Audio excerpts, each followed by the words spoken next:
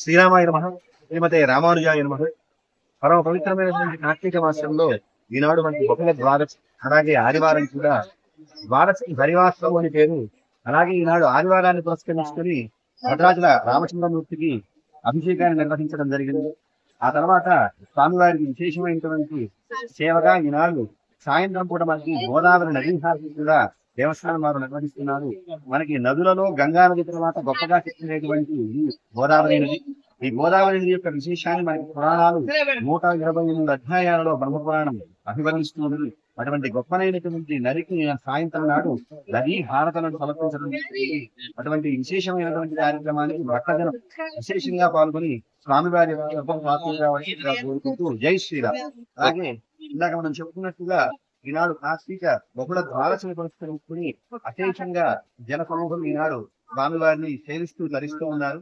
అంతేకాకుండా ఈ ఆదివారం నాడు ఎవరైతే భద్రాచల రామచంద్రమూర్తి ఆలయానికి ఒక ప్రదక్షిణ చేస్తారో వారు భూ ప్రదక్షిణ చేసినటువంటి పుణ్యాన్ని పొందుతారు అని చెప్పి మనకి బ్రహ్మపురాణం చెప్తుంది. అటువంటి విశేషమైనటువంటి ఈ రోజుని భక్తజనులందరూ కూడా ఉపయోగించుకోవాల్సిందిగా కోరుతూ జై శ్రీరామ్.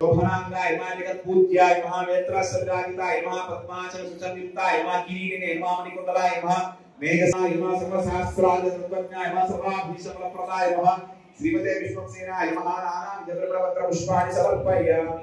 అంతో అనుగృహంతో 2 అక్షింతలు తీసుకొని కమలపాకులో తడి చేసి ఆ అక్షింతలు ఆ విశ్వక్సేనుడి వారి మీద వదిలేయండి.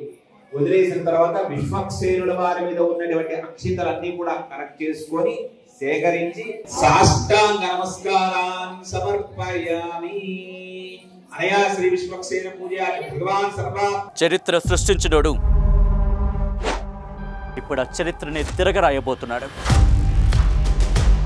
అబద్ధాల గోడల్ని బద్దలు కొట్టి నిజాలను రాగా మీ ముందుంచబోతున్నాడు. నిజమైన వార్తల కోసం వెంటనే డౌన్లోడ్ చేసుకోండి రా యాప్ని.